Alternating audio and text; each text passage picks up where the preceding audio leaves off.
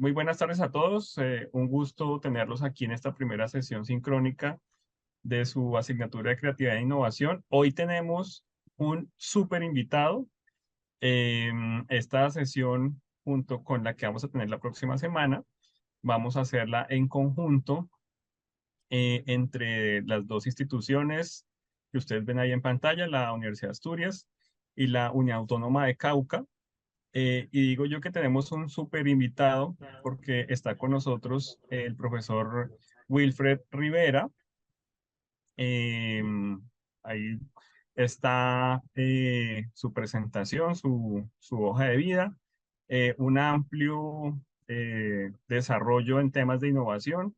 Es para nosotros desde la Universidad de Asturias un honor y un gusto tener aquí al profesor con el que vamos a desarrollar esta sesión.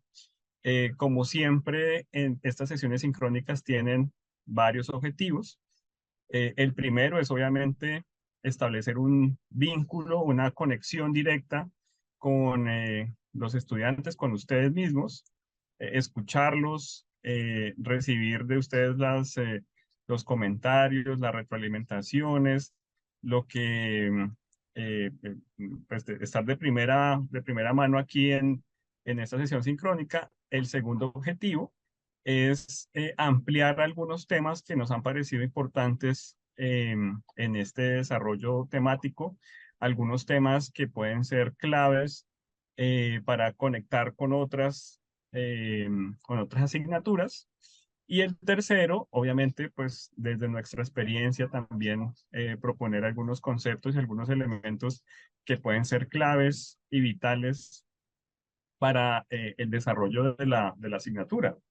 Eh, en esa medida, eh, pues es un honor estar aquí con el profesor Wilfred. Profesor, ¿cómo está? Buenas tardes.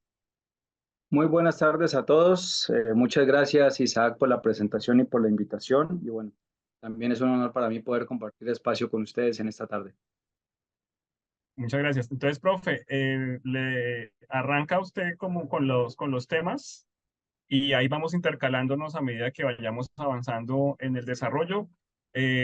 Como ya sabe, tenemos dos sesiones. Esta es la primera. Cada una dura 55 minutos, una hora. Y pues esperamos que sea del agrado de todos. Bien, pueda, continúe, profesor. Vale, perfecto. Muchas gracias. Bueno, nuevamente, saludar muy especialmente a todos y a todas los asistentes de este módulo de creatividad e innovación. Para mí también es muy satisfactorio no solamente estrechar lazos con la Corporación Universitaria de Asturias, sino también con todos ustedes. Yo creo que estos espacios son principalmente la oportunidad para conocernos, para establecer relaciones, para poder generar esas conexiones que también son muy importantes en los programas de posgrado, y uno a veces tiene que gestionar ese tipo de relacionamientos, y qué mejor espacio que esta clase que tenemos compartida. Como les decía, mi nombre es Wilfred Rivera. Yo estoy radicado en la ciudad de Popayán. Yo trabajo con la Universidad Autónoma del Cauca, que es una universidad privada localizada en el suroccidente del país, que tiene como particularidad el establecimiento de este tipo de convenios y alianzas. Y dentro de la universidad, específicamente dentro de la Facultad de Administración, yo soy el encargado de los temas de emprendimiento, innovación y competitividad, porque creo firmemente que mejorando esas condiciones de innovación y de competitividad, no solamente mejora el desempeño de los profesionales, sino que también mejora el desempeño de las organizaciones, y totalmente convencido en que mejora el desempeño y los índices de calidad de vida y de competitividad de las regiones y del país, ¿vale? Entonces, van ustedes a escuchar un poco que mi sesgo alrededor de ese tipo de cosas es que la creatividad y la innovación deben desembocar en mejores condiciones para las personas, para sus organizaciones y en consecuencia para los territorios en donde viven, ¿vale? Eso no se nos debe olvidar, porque cuando uno tiene esa mirada amplia, ese horizonte amplio, entonces verdaderamente uno tiene mayores posibilidades de impactar el territorio en donde vive, ¿vale? Y esa es una responsabilidad de ustedes, es una responsabilidad mía, es una responsabilidad de todos los colombianos y las colombianas de trabajar por un mejor país. Desde mi perspectiva, por la vía de la innovación. Y hoy lo que vamos a hablar precisamente es adentrarnos al tema de la innovación en sus concepciones generales, en sus principios fundamentales, conocer un poco sobre la literatura que hay alrededor de esta temática, entenderla muy bien desde lo conceptual para después aplicarla mejor desde lo pragmático y desde lo teórico. ¿Bien? Entonces, por eso la presentación la hemos titulado Conceptos teóricos y experiencias prácticas en innovaciones colombianas. A lo largo de la charla y de este espacio y de la próxima jornada, vamos también a ir conversando un poco cómo se dan esas características y esas innovaciones más en el ámbito colombiano. Porque creo que ustedes estarán de acuerdo conmigo en que pues, es muy conocido y muy estudiado el caso de Apple con Steve Jobs, el caso de Meta con Mark Zuckerberg, el caso de X, anteriormente Twitter con Elon Musk, lo que pasa con esta aplicación china, TikTok, Instagram, etc., etc., etc. Y esos casos, sin duda, son innovaciones y son innovaciones bastante radicales en los mercados en los que han venido desarrollándose. Pero les decía que tal vez la apuesta que tenemos con esta charla es precisamente adentrarnos a casos e innovaciones y particularidades en nuestro contexto colombiano. Y esa es una apuesta que tenemos porque no solamente nosotros estamos radicados en Colombia, vivimos en Colombia, nos debemos a este país, sino también porque el mismo desarrollo de las innovaciones tiene particularidades y especificidades propias del territorio en donde nos ubicamos. Y vamos a ver que eso tan cierto es que va a incidir en la forma en la que innovan caucanos, nariñenses, cundinamarqueses, bogotanos, paisas, etc., etc., etc. Es decir, el territorio y su contexto marca las formas y las dinámicas en las que se puede hacer innovación. Y eso es importantísimo tenerlo en consideración porque si no, uno genera choques o se encuentra barreras que te dificultan los procesos de innovación y a veces nos quedamos sin entender por qué. ¿Qué es lo que sucede o por qué unas innovaciones tienen éxito en determinado caso y en otro no? Dicho sea de paso, eso explica también por qué en mi charla y en mis clases yo me alejo un poco de estos casos norteamericanos y asiáticos, porque sin lugar a duda lo que ha hecho Silicon Valley me parece una cosa maravillosa y estupenda, pero pretender que eso se puede replicar en otras esferas, pues también es una iniciativa bastante, bastante ambiciosa, ¿no? Para muchos autores, lo que ha sucedido en la costa oeste de Estados Unidos con todos estos entramado de Silicon Valley ha sido un acontecimiento histórico que probablemente no se vuelva a repetir. Bien, entonces, lo que tenemos que hacer es trabajar por construir nuestros propios modelos y esquemas de innovación y encontrar y entender cuáles son las formas en las que se puede hacer esto. Entonces, bueno, para entrar un poco en materia y para empezar un poco a definir cómo entendemos la innovación, van a encontrar ustedes en el mismo material que el profesor Isaac tuvo a bien compartirme, que ahí hay una serie de definiciones muy interesantes y muy sintéticas alrededor del concepto de la innovación. Y cada una de ellas aporta nuevos elementos e intenta dejar nuevos elementos de juicio para entender la innovación. Sobre todo, y miren ustedes que para mí ha sido muy importante eso, y es que si no entendemos con claridad total qué es la innovación, las tipologías de innovación y cómo se hace la innovación, llevarla a la práctica no va a funcionar bien. No es un ejercicio recomendable. ¿Por qué? Porque entonces yo voy a tener la tendencia a pensar que una iniciativa creativa es por antonomasia innovadora o que una iniciativa novedosa es por experiencia innovadora. Y en ambos casos eso no es cierto. Vamos a ver que hay una serie de factores que se deben comprender. Por eso, la teoría conceptual alrededor de la innovación es muy importante, sobre todo para saber mover y sobre todo para saber reaccionar frente a distintos cambios del entorno, manteniendo el foco innovador de la organización. La definición que ven ustedes en la pantalla es una definición que a mí particularmente me gusta mucho, coincidencialmente, y cuando la vi en el material, es la misma definición que yo utilizo en las clases y en las charlas que oriento, porque me parece que hay dos manuales que a nivel de innovación siempre dan claridad sobre lo que es y lo que no es la innovación, ¿vale? Uno es el manual de Oslo, que es un referente conceptual muy utilizado alrededor y de hecho recomiendo su lectura y su revisión a ustedes cuando quieran profundizar en los temas de innovación. El manual de Oslo se encuentra en su última versión disponible en Internet y es un documento de muy fácil consulta. Y el que tenemos aquí es el manual de Frascati de la OCDE. Precisamente, y decidí incluirlo en esta diapositiva, en este slide, porque trae los elementos conceptuales necesarios para poder introducirse en el tema de innovación, ¿vale? Eh, y vamos a resaltar algunos de ellos. Primero, y es que cuando hablamos de innovación se viene a la mente y se retrotrae uno a el cambio, la evolución, la mejora, o como dice el propio manual, a la transformación. Y vamos a ver que independientemente de la tipología que yo revise de la innovación, siempre va a estar como común denominador la transformación como elemento presente en cualquier tipología que yo tenga innovación. ¿Cierto? Entonces, el tema de la transformación y cambio, quienes piensan automáticamente en una charla en que la innovación es el cambio o la mejora o la transformación de algo, están absolutamente en lo cierto. ¿Listo? Lo segundo que hay que tener bastante en consideración es que las innovaciones van mucho más allá de las ideas. ¿Listo?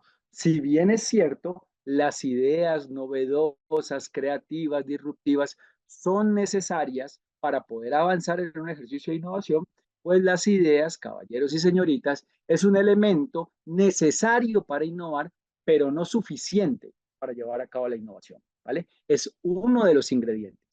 Y yo siempre, cuando llego a este elemento, siempre comento de manera anecdótica, les comento que acá en Popayán nosotros trabajamos también con un laboratorio de innovación que es de la universidad que se llama el Emprendelab y también trabajo con una institución aliada que es un centro de desarrollo tecnológico también muy conocido acá en el Cauca porque es el único centro de desarrollo tecnológico reconocido en ciencias que tenemos en el departamento que se llama CREATIC. Y ahí nosotros incubamos iniciativas de emprendimiento, sobre todo de base tecnológica, aquellas que tienen que ver con inteligencia artificial, Big Data, Internet de los objetos. Mm, y uno de los temas que a mí siempre me ha parecido muy anecdótico es que muchos de los emprendedores, de la gente que llega a recibir los servicios de incubación y aceleración de este tipo de iniciativas, uno percibe en ellos mucho temor y el temor que ellos planean es que si cuentan su idea, se roban su idea, ¿cierto? Y hay mucha gente que es bastante tajante en eso, y dice, yo no comento mi idea porque alguien me la puede robar y la puede desplegar. O gente que te pregunta, ¿cómo hago yo para patentar una idea? ¿O cómo protejo mi idea? ¿O cómo blindo yo mi idea? Pues miren ustedes, señores, que a nivel internacional, la OMPI, a nivel nacional, la SIC, la Superintendencia de Industria y Comercio, y a nivel regional, los CATI, los Centros de Apoyo a la Tecnología e Innovación, coinciden en que las ideas no se pueden proteger, ¿vale? Usted no puede ir a patentar una idea, usted no puede ir a registrar una idea, no hay un mecanismo para ello. ¿Y cuál es la razón? Pues que las ideas son intangibles aún sin valor, ¿vale? Es decir, cuando un emprendedor me sale con estas que no puedo contar mi idea porque me la roban, pues yo le digo de manera muy respetuosa que usted es el propietario de nada, ¿vale? Las ideas son humo.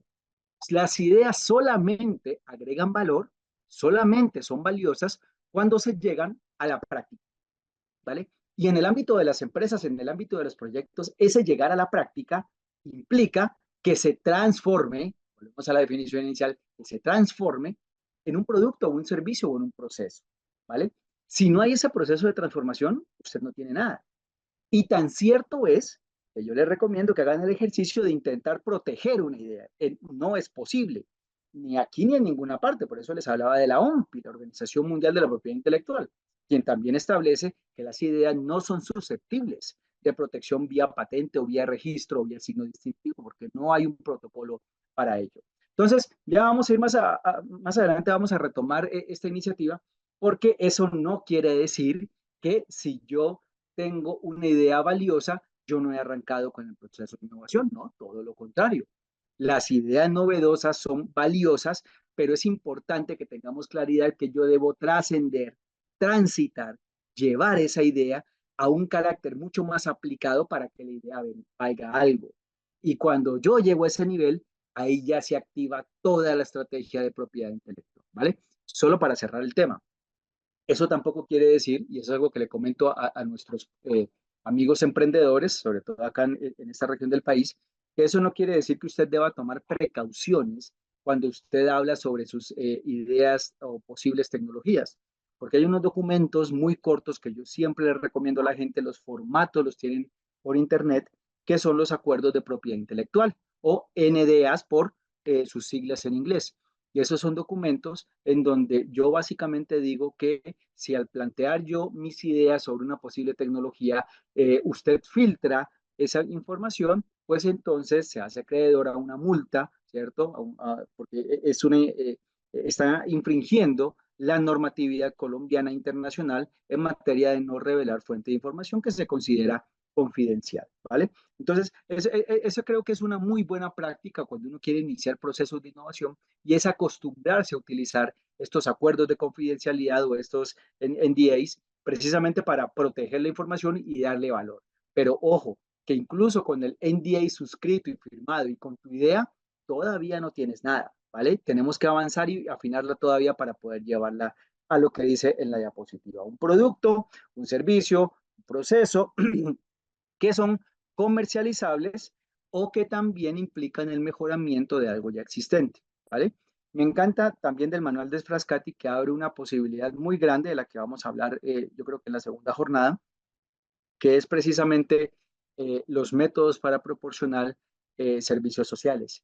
Y les digo que me parece muy interesante esta definición porque abre la puerta a una de las tipologías de innovación que en principio no fue mapeada y de manera inmediata por el manual de Frascati ni por el manual de Oslo, pero que actualmente la literatura de la innovación ha venido recogiendo y explorando mucho, que es la llamada innovación social, ¿vale? Reitero, la innovación social no se desprende, no se desvía, no se desliga de la definición tradicional de innovación. De hecho, todo lo contrario.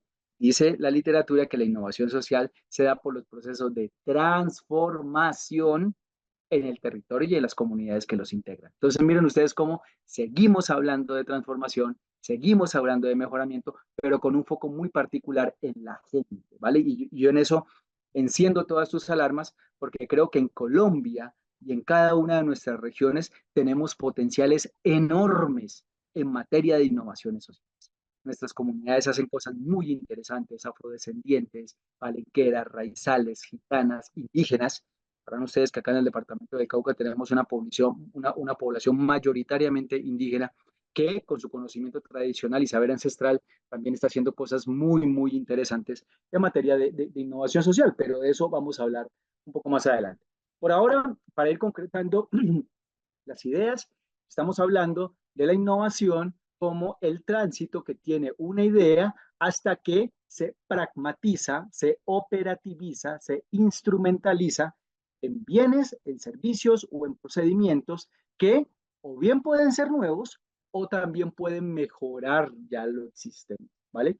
Tan cierto es esto, señores, que miren ustedes que la misma normatividad colombiana abre la posibilidad de que si usted inventa algo, usted lo patente. Pero si usted mejora algo ya existente, usted puede obtener un registro de modelo de utilidad. Los modelos de utilidad son mejoramientos incrementales sobre innovaciones que ya existen. Pero vamos a ver que, por eso les decía al principio de esta charla que para mí es muy importante que entendamos conceptualmente todos los elementos alrededor de la innovación para saber cómo moverme, ¿no? Para saber cuándo tengo solamente una idea, cuándo soy creativo, cuándo estoy innovando, cuándo es en la tipología A, B, C o D y sobre todo cómo diseño después mi estrategia de protección de la innovación y también de explotación patrimonial de la innovación, ¿vale? Porque si no la llevamos al mercado, no la llevamos a la sociedad, pues entonces somos como los estudiantes que hacen tesis maravillosas y simplemente se titulan y las dejan guardadas en los anaqueles de las bibliotecas, ¿vale? Igualito. Entonces, no puede ser uno muy crítico con el sector empresarial porque patenta y no innova si nosotros mismos no estamos haciendo y llevando a la práctica estos elementos en particular, ¿vale? En la siguiente diapositiva vamos a ver un poco más de detalle sobre algunas organizaciones que hacen innovación. Y yo les decía, miren, en principio, las empresas que uno siempre identifica son, claro, las norteamericanas y las europeas, ¿no? Esto también va a servir muchísimo cuando hablemos más adelante de propiedad intelectual, porque miren ustedes que para eso sirven los signos distintivos, ¿ah? Esa manzanita mordida ahí ya uno sabe, no tiene letras, pero uno sabe qué empresa es, ¿cierto? Uno sabe que hace referencia a Apple. Ese listado es un listado muy reciente que elaboró una firma consultora norteamericana, la firma Boston Consulting Group, sobre el ranking de las empresas que más innovan. ¿Cómo lo miden? Preguntarán ustedes. Pues básicamente por el número de patentes que registran. Y de ese número, ¿cuál es el número de patentes que llevan verdaderamente? ¿Vale? En ese sentido, Apple, Alphabet, subsidiaria de Google y Amazon, son las empresas que están en el ranking. Si ustedes ven Microsoft, Tesla, IBM, son empresas también norteamericanas que tienen esa misma capacidad. Ya en la posición número 7 se encuentra la coreana Samsung, y ahí viene el bloque oriental, ¿no? Samsung, Huawei y Sony. Y la farmacéutica Pfizer, yo creo que todos la conocemos, y si no la conocemos, seguramente la tenemos en nuestros cuerpos por efecto de la fabricación de la vacuna tan famosa contra el COVID-19. Son empresas que se caracterizan por esa métrica, ¿vale? Para algunos será la más utilizada, para unos la más adecuada, para otros no tanto, pero el Boston Consulting Group hace su ranking a partir del número de patentes. Bien, y sobre todo de la identificación de cuántas de esas patentes son realmente llevadas al mercado, y son las 10 empresas que se han especializado en entrenar sus equipos para que puedan generar ese tipo de patentamiento. Una patente tiene esa particularidad, ¿eh? Una patente implica que yo hago un ejercicio muy juicioso de lo que está en el mercado, genere ideas, un brainstorming alrededor de las posibles mejoramientos de esos bienes y servicios, y la posibilidad de llegar al mercado con nuevas iniciativas. Entonces, esa es la forma en la que se hace. Sin embargo, en la siguiente diapositiva, les decía yo que para mí es importante que nos adentremos a las características, y más adelante, bueno, en el transcurso de la charla, yo les voy a ir comentando de algunas empresas innovadoras, también acá en el suroccidente colombiano. Este ranking lo elaboró, bueno, realmente son distintas fuentes, pero lo publicó el diario La República, y son las 10 empresas más innovadoras en el país, con una métrica muy similar a la que tiene el Boston Consulting Group, es decir, identificando cuál es el número de patentes que tienen estas organizaciones y cómo lo llevan al mercado. Ahí ven ustedes que a primera vista hay una particularidad, ¿no? Y es que en efecto es así, pero Bogotá, Medellín, Cali concentran buena parte de las empresas que innovan en estricto sentido. Esa es otra gran característica, ¿no? Para los índices de competitividad en el país hay dos grandes categorías en las que una empresa puede clasificarse: innovación en sentido estricto, ICE, o la innovación en sentido amplio, ISA. La diferencia es que las primeras, las que ustedes ven en su pantalla, las empresas de innovación en sentido estricto, son empresas que tienen equipos de investigación y desarrollo, equipos dedicados exclusivamente a buscar las innovaciones existentes, mejorarlas, patentarlas y explotarlas, ¿vale? Esa es una de las características que tiene él. La innovación en sentido amplio son empresas que no necesariamente tienen ese circuito, pero que realizan actividades generalmente tecnológicas que tienen como fin el mejoramiento de los procesos dentro de la misma organización, ¿vale? Y lo segundo que ustedes pueden ver ahí es que los sectores como alimentos, industrial, energía, farmacéuticas, son los sectores en donde en este momento más se está innovando en el país, ¿vale? Y cuando tengan la oportunidad, la publicación completa ustedes la encuentran a través del enlace en el diario de La República, pues también se van a ir dando cuenta que no es tan cierto esto que sea más fácil innovar en el sector servicios. Reitero, una vez se queda con la tara mental en que Apple sí innova, Microsoft sí innova, porque son empresas de servicios en el ámbito tecnológico. En Colombia la realidad es distinta. Nuestras empresas de tecnología, si bien hay algunos casos exitosos muy interesantes en materia de innovación, pues no son las que aparecen en los primeros puestos en este tipo de rankings, ¿no? También es cierto, y de eso vamos a ir conversando un poco, que en el caso colombiano, la inversión en actividades de I+D es un elemento fundamental, ¿vale? Estas empresas que ustedes ven, además de tener equipos, tienen profesionales a nivel de maestría y doctorado haciendo investigación para sus propios ejercicios, y también vamos a ver que tienen una particularidad muy interesante y es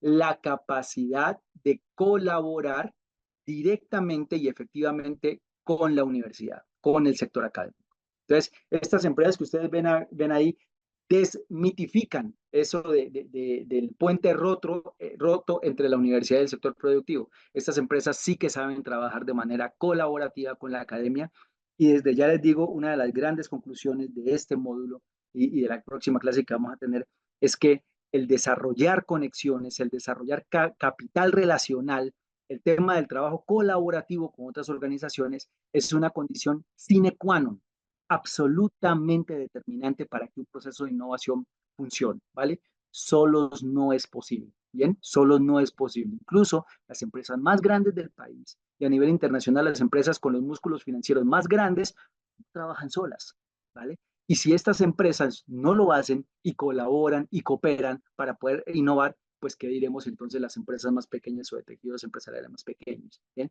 También es una condición. ¿Listo? Entonces, en la siguiente diapositiva podemos ir viendo entonces ya de manera mucho más concreta, y por eso les decía que tener una buena idea es importante, pero no es suficiente. La innovación en términos generales, en cualquier definición, en la que ustedes van a ver más adelante, también van a encontrar que siempre va a tener palabras más, palabras menos, dos grandes elementos, ¿no? Por un lado, la creatividad, la novedad, la inventiva es absolutamente necesaria, pero por otro lado, la aplicación de ellos, la aplicación de ellos. Hay un autor latinoamericano que yo siempre cito, me gusta mucho, y le recomiendo también las lecturas alrededor del señor Sergio Boisier, chileno de la CEPAL, y él define la innovación en una sola frase. Boisier dice que la innovación son las ideas novedosas con aplicaciones prácticas. ¿Listo? Si ustedes miran en esa línea, ¡pum!, de ahí se desprenden todas las definiciones que podamos nosotros encontrar. Pero sí que es bien importante que cuando yo desarrollo un proceso de innovación tenga muy presente esos dos elementos de la receta, ¿vale? Por un lado, la creatividad, la novedad, que es absolutamente necesaria, y por otro lado, la aplicación práctica de esos elementos. Bien puede ser llevada al mercado, bien puede ser llevada a un proceso, o como les hemos venido comentando, bien puede ser llevada a un proceso de transformación social, ¿vale? En ambos casos, los dos elementos son determinantes para poder realizar. ¿Listo? Ya en la siguiente diapositiva vamos a ir viendo cuáles son esas tipologías que en principio se identificaron y en donde coinciden Manual de Frascati, Manual de Oslo, Manual de Canberra, Manual de Bogotá, que son también otras serie de manuales muy utilizados en el ámbito de la innovación, en que en términos generales, la innovación más conocida es la innovación alrededor del producto, ¿vale?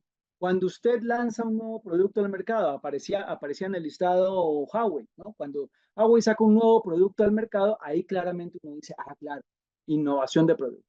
¿Listo? Cuando sale un nuevo dispositivo móvil, cuando Tesla lanza sus nuevos modelos, cuando uno ve el tangible, ahí directamente está viendo innovación de producto. Pero ojo con esto, ¿bien? Porque el producto es una concepción económica que incluye los bienes y los servicios. ¿Listo? Entonces, por eso no es muy preciso cuando alguien dice, ah, es que esta es una innovación en servicio, ¿vale? Porque es que la innovación en servicio es innovación de producto. Económicamente hablando, el producto concibe el bien tangible como el servicio intangible, ¿vale? Entonces, cuando yo saco innovaciones en redes telemáticas, en redes electrónicas, también estoy haciendo procesos de innovación en el producto como tal, que son las más visibles, son las que uno puede ver y comprender mucho más fácil, ¿vale? Sin embargo, estos manuales les decía yo que también incluyen el componente de los procesos. ¿Por qué? Porque es que también hay innovaciones con una aplicación muy grande, pero que el usuario final o el cliente final no ve, ¿vale? Entonces, por ejemplo, cuando Tesla saca nuevos desarrollos o nuevos prototipos para poder mejorar el rendimiento de sus baterías, el usuario final sigue viendo la misma batería, ¿vale? Pero el proceso para llevar a cabo esa optimización es también reconocido como un proceso de innovación, ¿listo? Acá en el departamento del Cauca nosotros tenemos una empresa bien interesante, muy conocida, que desarrolla productos para la galletería, tiene como sus clientes principales el grupo Colombina, y ellos venden el relleno de guayaba para las galletas que finalmente vende o pone en el mercado Colombina. Y lo que ellos hacen es mejorar el proceso para que ese relleno de guayaba dure lo que tiene que durar y tenga la consistencia que necesita la galleta. Bien, para el usuario final, pues sigue viendo la misma galletica de Colombina, pero la innovación del proceso, ellos han recibido bastantes reconocimientos y premios por este tipo de innovación, la innovación se da en el proceso para llegar a ese producto. ¿Listo? Entonces, claro, también es muy válida hacer innovaciones en este tipo de procedimientos particulares. Otra tercera está alrededor de la innovación en la organización. Y la innovación en la organización, aunque es mucho menos explorada, también es muy potente. ¿Por qué? Porque es que la innovación en la organización se da cuando yo cambio, transformo o mejoro las formas en las que se prestan esos bienes y servicios que en últimas terminan llegando al mercado como tal, ¿vale? Entonces, siempre se me viene, cuando hablo yo de innovación en las organizaciones, siempre se me viene a la mente el caso de unas mujeres productoras de café, también es una empresa muy conocida acá, un grupo de mujeres que son productoras cafeteras y ellas están cambiando la forma en la que venden su producto.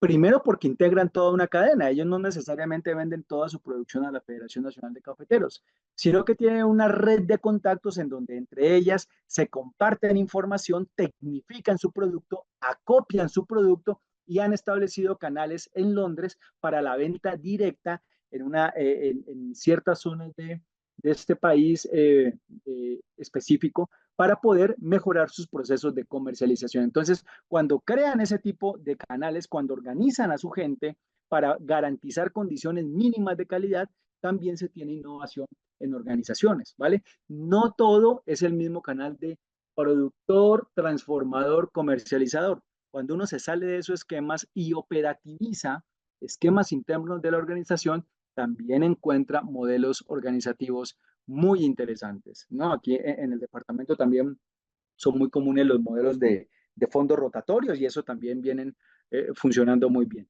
Y la última se da en los modelos de comercialización y en eso pues digamos que empresas norteamericanas han enseñado muchísimo, ¿no? Las tradicionales Uber, Airbnb, Netflix han mejorado, si ustedes ven lo que ellos cambian es su modelo de comercializar, ¿vale? El producto sigue siendo el mismo. Y en eso yo hago una invitación a todos y a todas para que exploremos las posibilidades que nos da el ámbito digital, el ámbito tecnológico, para cambiar ese mecanismo tradicional presencial de comercializar. ¿Vale? Hoy día las redes sociales digitales nos permiten hacer innovaciones de este tipo y también nos están permitiendo hacer negociaciones variopinto para poder definir esquemas novedosos a la hora de comercializar. Entonces, como ustedes ven ahí, estas dos últimas, la innovación en organización y en comercialización, van a implicar que utilicemos una herramienta que seguramente ustedes la habrán conocido, que son los famosísimos modelos de negocios o el Canvas o el Lean Canvas, muy utilizados en el ámbito internacional y hoy día muy bien adaptados en el ámbito local y que son herramientas que nos ayudan a conocer ese usuario, a conocer nuestras capacidades y también a perfilar nuevas formas de producir, de organizarnos y de comercializar. Entonces, el gran mensaje de esas tipologías es que hay que dejar de pensar en la innovación solamente desde la perspectiva de producto y hay que pensar un poco más en detalle en lo que yo hago a nivel interno, en la forma en la que me organizo y en la forma en la que vendo, que también son tipologías reconocidas por los manuales que previamente hemos venido mencionando. ¿Listo?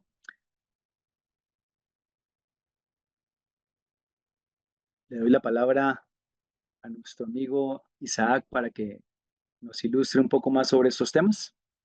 Gracias, profe.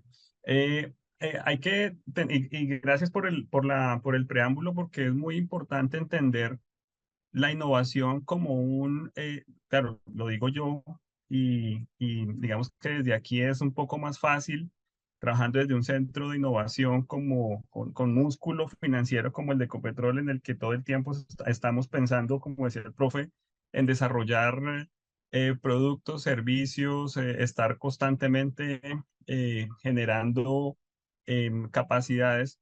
Pero lo que en últimas es clarísimo es que la innovación es un proceso. Es decir, aquí no podemos esperar que las ideas lleguen solas, no podemos esperar a que solamente a partir de dos o tres personas toda la organización se mueva, o no podemos esperar que no hagamos nada alrededor de la innovación, ¿no? La actividad alrededor de la innovación es importantísima. Generar esas fuentes, generar esos focos de innovación son claves.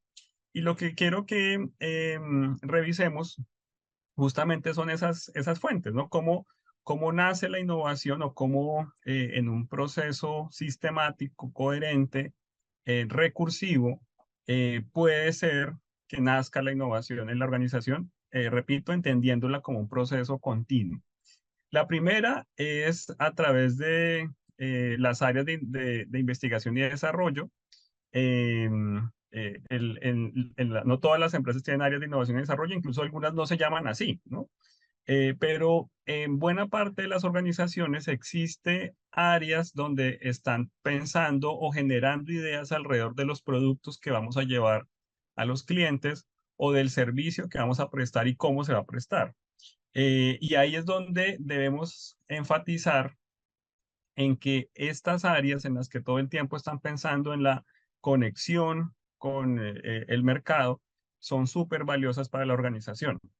En mi caso, al menos, yo como líder de Hub, mi tarea es estar constantemente revisando e identificando a partir de los datos capacidades que dentro del área de innovación, dentro de la gerencia de innovación, ayuden a generar este tipo de ideas, ¿no? Pero, repito, no necesariamente tienen que haber áreas de innovación o áreas de investigación específicas para que esta fuente exista. Tal vez las más fáciles de reconocer, pues por lo que sonaron mucho durante muchos años, el sector farmacéutico es un área o es un sector en el que las áreas de innovación, perdón, las áreas de investigación y desarrollo son súper intensivas. El desarrollo de vacunas y el desarrollo de medicamentos y líneas completas requieren tiempo, trabajo, dedicación, personas con altísimos niveles de dedicación exclusivamente orientados a generar este tipo de desarrollos. Entonces, no solamente pensemos, incluso es habitual pensar que las áreas de desarrollo están asociadas a cadenas productivas como las de el software, las de la tecnología, que en efecto así es, ¿no? Existen áreas de desarrollo de investigación en sectores tecnológicos, pero existen otros sectores alrededor donde, repito, también pueden generarse este tipo de condiciones. Eh, la segunda fuente interna que está claramente identificada es eso que llamamos creatividad interna, ¿no? Es decir, cómo a partir de un proceso sistemático, ordenado, coherente, que construya o que esté alrededor de un programa de innovación, podemos fomentar en entornos creativos, en entornos colaborativos, situaciones y generar condiciones, sobre todo, para que las ideas surjan y generen un camino, no solamente digamos, ágil, sino también un camino preciso de cómo vamos a impactar el mercado. Hoy en día existen muchas alternativas para esto, incluso existen organizaciones que se han dedicado a fomentar la creatividad interna, algunas incluso organizaciones de las que el profesor mostró en el ranking, claramente han identificado que pueden haber incluso mayores fuentes de innovación dentro de sus organizaciones que generando un área específica de investigación y desarrollo. Repito, depende del mercado, depende de la empresa, depende de la organización, depende de las condiciones, pero es otra fuente que también tenemos que tener claro, ¿no? Las condiciones alrededor que se deben crear, pues son muy precisas. Debe existir, obviamente, programas que se articulen para que estas ideas y que estos entornos colaborativos no se queden solamente en actividades de ideas, ¿no? Que eso también es otro problema. Generar unas condiciones para ideación, pero que no pase nada, es posiblemente aún peor que no tenerlas, porque pues lo que estamos haciendo es fomentando o generando unas expectativas alrededor de logros que no van a ocurrir. Entonces, el fomento y la creatividad interna es una fuente de innovación, siempre y cuando obviamente lo tengamos dentro de una línea de trabajo y dentro de un programa muy claro alrededor de este desarrollo. Y el tercero es lo que hemos denominado todo lo que tiene que ver con análisis y con datos alrededor de el mercado, el sector, los proveedores, es decir, lo que nos ocurre a mí. De hecho, ese es mi área de trabajo, cómo a partir de los datos podemos comprender el comportamiento y ese comportamiento nos puede acercar a lo que está ocurriendo con los clientes, con los usuarios, con el petróleo, con las fluctuaciones y a partir de esa observación generar obviamente, o incluso existen también mecanismos, existen procesos específicos para generar elementos innovadores alrededor de la explotación de datos. Entonces, miren que lo importante de todas estas fuentes, que independiente de ellas, no quiere decir que existan las tres, pueden existir una o dos, o incluso ninguna, pero lo clave aquí es identificar formas en las que la organización, la institución, eh, el, el, el sector genera y construye innovaciones para, como ya lo decía el profesor antes, impactar el mercado. No basta únicamente con generar ideas, tenemos que acercarnos justamente a lo que de ahí necesitamos. Entonces, en conclusión, para estas fuentes internas puede ocurrir que exista una área específica para desarrollo e investigación, donde la organización enfoque sus recursos y enfoque todos sus esfuerzos en tener una estructura, personas, tecnología, procesos alrededor de estas fuentes de investigación. Puede que exista otra forma alrededor de el fomento y la creación de condiciones para que la misma organización tenga un flujo constante de ideas y que esas ideas se materialicen y generen obviamente cambios positivos. O la tercera es estar constantemente entendiendo lo que ocurre alrededor de la organización. Normalmente la organización, perdón, la innovación se abastece muy bien de los cambios. Cuando algo cambia, cuando algo ocurre, ese desacople o esos desajustes que ocurren bien sea en el mercado, en la sociedad, en la cultura, en lo que sea, ahí esos desacoples son una oportunidad para la innovación, porque esos desacoples lo que hacen es mostrar brechas que se están creando y la innovación llena esas brechas. La importancia aquí es estar observando dónde ocurren estos quiebres, donde el cliente dejó de comprar estos productos, pero ahora está comprando estos otros, y entonces puede ser que cambió su comportamiento y pues tiene que ser debido a algo, y tendremos que entender qué es lo que ocurre para que eso se vea. Recuerden que los datos no es más que una huella. Los datos es un vestigio de una transacción que ocurrió y el hecho de explotarlos de forma recurrente y a través de un sistema detallado, lo que nos va a permitir es entender qué fue lo que generó ese comportamiento. Es como tratar de reconstruir un dinosaurio a partir de una huella. Lo que hacemos cuando trabajamos con datos es tratar de reconstruir un comportamiento alrededor de una huella, que finalmente ese es es el gran resultado, ¿no? Ahora, en las fuentes externas, salgámonos de la organización, salgamos de la empresa, salgamos de la institución, porque aquí también existen fuentes, ¿sí? No solamente todo ocurre adentro, incluso un elemento bien importante es reconocer que la innovación puede estar en muchas partes a la vez y tenemos que estar pendientes de todo esto todo el tiempo, ¿no? No podemos reconocer o no podemos identificar que la innovación solo viene de una sola parte, de un solo nicho. Y aquí, entonces, existen dos grandes grupos de fuentes. Ustedes allá también en el material tienen algunas de ellas.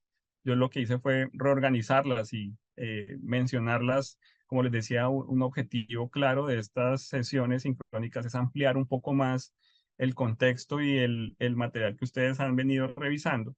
Y las organicé en dos grandes grupos o existen como fuente externa nuevas tendencias, cambios que están ocurriendo y esas nuevas tendencias por lo general son nuevas tendencias de índole tecnológico. Las revoluciones industriales es un clarísimo ejemplo, ¿no? Cada vez que ocurre una revolución industrial, ahora cada vez más rápido, traen avances tecnológicos que debemos entender y que debemos ubicar donde podemos utilizar este avance tecnológico, entendiendo que que la tecnología cada vez es más asequible y que en la medida en que podamos acceder a ella, podemos obviamente impulsar nuestros cambios con mayor ímpetu. Puse aquí el ejemplo más sencillo de entender, obviamente con todo este boom de las inteligencias artificiales, ¿no? La pregunta que hoy en día muchas empresas se han hecho y se han hecho ya desde hace algunos años es, ¿cómo incorporo la inteligencia artificial, que es una tecnología que ya existe? Esto no es para dentro de 5 años, ni es para dentro de 2, sino esto aquí, ¿cómo lo incorporo en lo que hago? ¿Sí? La gente escucha mucho de inteligencia artificial, le preguntan a uno, bueno, ¿y esto aquí cómo funciona? ¿Esto qué, para qué sirve? ¿Esto em, cómo lo conecto con lo que yo hago? Y ahí nace la innovación, ¿sí? Como les decía, estos desacoples y la innovación se aprovecha mucho de salir de las zonas de confort todo el tiempo. Y tenemos que estar dispuestos y tenemos que estar atentos a cómo estas tecnologías hacen que las empresas tengan que salir de su zona de confort. Muchas organizaciones nacieron con una tecnología o nacieron a partir de una tecnología y cuando cambia la tecnología no son conscientes de que posiblemente su razón de ser pues está en veremos, ¿no? Muchas organizaciones para intentar apropiar un cambio tecnológico, lo que hace es también cambiar su razón de ser, cambiar su forma de entender la realidad. Entonces, debemos estar siempre muy atentos a lo que ocurre sobre todo, repito, con las tecnologías. Las tendencias tecnológicas son una fuente clave para lo que nosotros desde los procesos de innovación estamos haciendo constantemente. Y la segunda fuente externa que quiero proponerles son los cambios, ¿no? Los cambios en todo tipo. Hoy en día, los cambios, tal vez decía un autor en estos días que escuché holandés y decía que no es que los cambios sean más constantes ahora que antes, lo que pasa es que ahora son más visibles, ahora dejan más, el cambio se hace más evidente por todo, ¿no? Las redes sociales, la tecnología, la hiperconectividad hace que un cambio, por menor que sea, genere un sismo completo en todo el mundo. Y esos cambios hacen parte de esas capacidades que debemos también reconocer como oportunidades. Cambios en las poblaciones. El hecho mismo de que no nazcan tantos niños ahora y que posiblemente haya una población adulta mayor en los próximos años muy importante desde el punto de vista productivo, desde el punto de vista económico, es un cambio que debemos empezar a entender. Esta gente qué va a consumir, qué le va a gustar, eh, cómo debemos atender posiblemente esta población. Las pirámides poblacionales de muchos países ya están cambiando. ¿sí? En algunos casos se han retrotraído algunas decisiones en poblaciones específicas de localidades o de áreas en las ciudades, porque obviamente esto hace que pues necesitemos entender qué es lo que ocurre alrededor de los cambios poblacionales. Cuando hablo también de cambios poblacionales, hablo acerca de, por ejemplo, eh, fíjense ustedes que las unidades habitacionales también están cambiando, ¿no? Las casas donde vivían las personas, incluso en las ciudades posiblemente en las que todos estemos viviendo hoy en día. El profesor está en Popayán, yo estoy en Ibagué. eh, Posiblemente hace 30 años vivíamos en unos contextos diferentes a los que hoy en día vivimos. Esos cambios hacen que también necesitamos entender cómo procesos alrededor de la innovación pueden sellar o pueden cerrar brechas que empiezan a quedar ahí. Temas de comportamientos, como les decía, reconocer comportamientos todo el tiempo es parte fundamental de lo que debemos estar haciendo como elemento o como fuerza innovadora. ¿Qué está ocurriendo entonces con mis clientes? Posiblemente mis clientes, en estos días estábamos hablando con alguien y decía, oiga, no es que yo tengo un local comercial, pero en el local realmente no vendo nada y no es mi idea. El local comercial es para que la gente vaya, toque las telas, se pruebe las telas, pero yo lo que exhorto es a que la gente compre es por las plataformas digitales. Porque no me interesa aquí tener un poco de gente, plata en efectivo, em, estar mirando a ver dónde les doy un parqueadero. No, ese no es mi objetivo. Mi objetivo es que la gente venga, tenga un contacto inicial, se enamore del producto y luego siga comprando por las redes sociales o por plataformas digitales, porque esos son cambios de comportamiento, ¿no? Cambios de comportamiento, por ejemplo, asociados hoy en día, se habla de la generación de las tías, ¿no?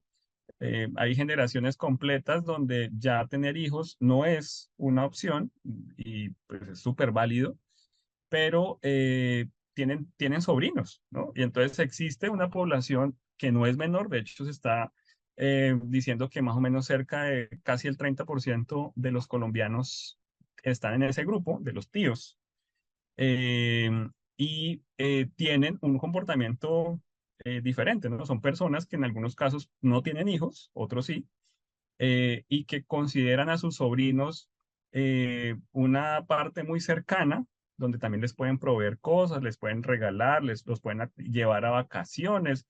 Es decir, existe un consumo alrededor de estos comportamientos, pero pues también existen unos límites alrededor de esa relación. Entonces, fíjense que estos cambios que ocurren todo el tiempo en la sociedad, el cambio, por ejemplo, alrededor de las mascotas. Cuando yo era niño, el perro dormía afuera, ¿sí?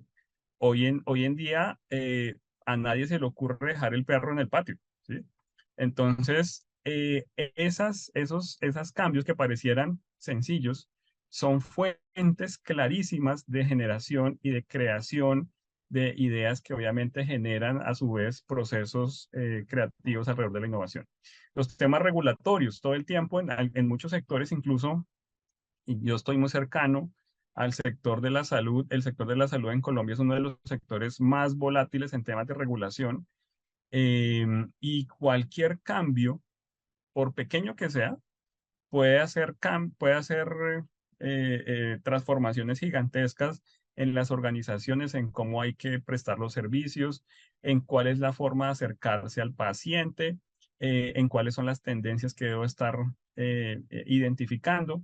Entonces, incluso en muchas empresas se especializan en otros sectores en estar atentos a cambios regulatorios posibles o que van a llegar para ofrecer soluciones que sellen esa brecha.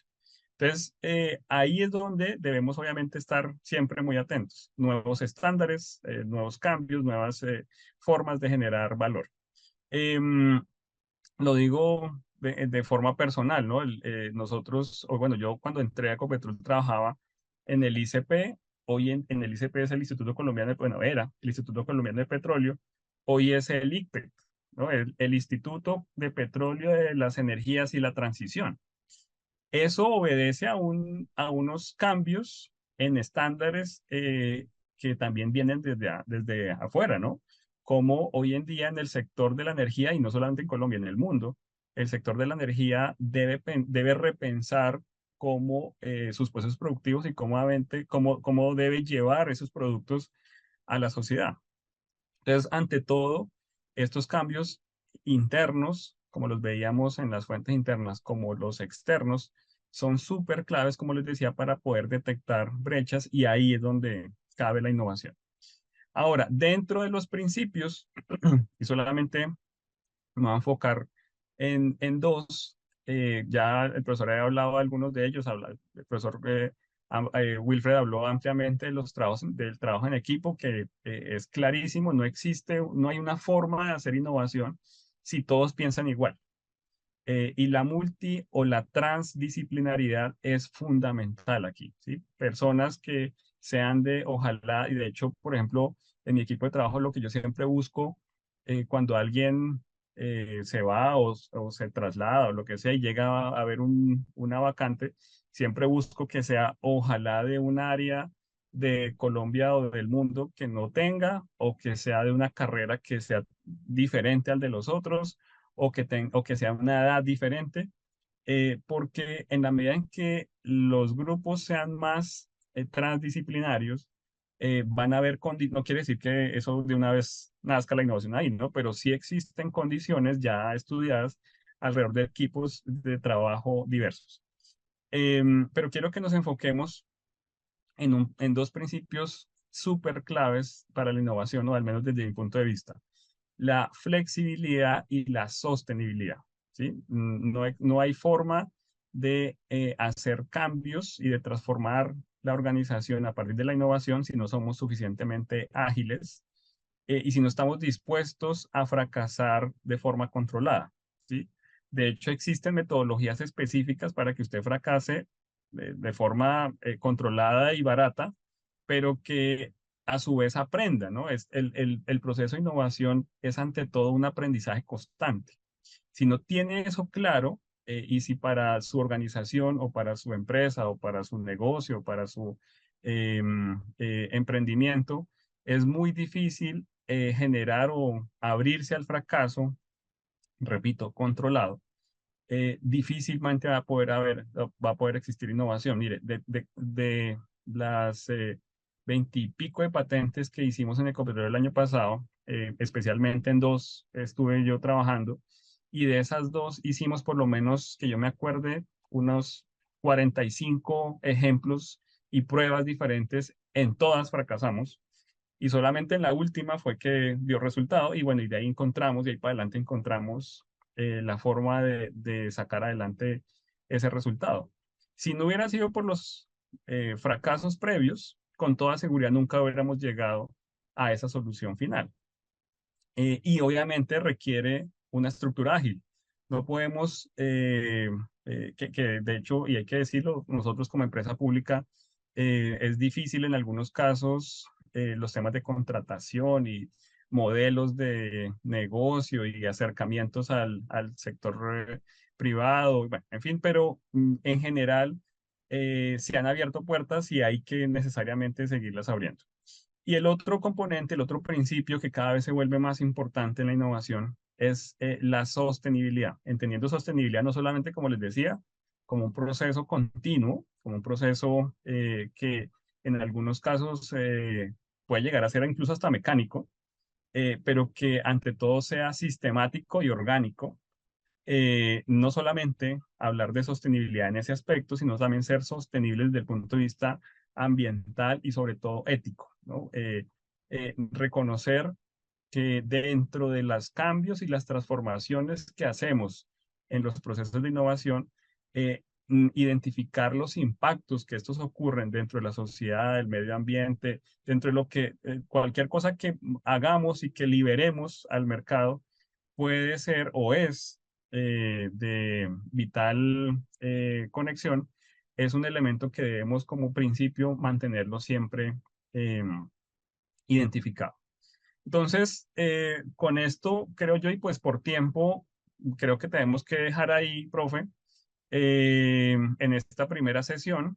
Eh, Agradecerle primero al profesor Wilfred por su amabilidad y por prestarnos estos minutos acerca e ilustrarnos acerca de estos temas de innovación. Me gusta mucho la interacción que tenemos porque pues, yo trabajo desde la organización y el profesor desde la academia, desde la práctica en el territorio, y creo yo que van a ser estas dos sesiones muy interesantes alrededor. Profesor, por favor, su despedida. No, a ustedes muchísimas gracias, a todos los asistentes, a las personas que después escuchen este video y esta clase. Muchísimas gracias también, Isaac, por la colaboración y bueno, también estoy muy ansioso de la próxima sesión para que podamos conversar sobre esos temas. Vale, muchas gracias a ustedes y que tengan una feliz noche. Que esté muy bien. Chao, chao.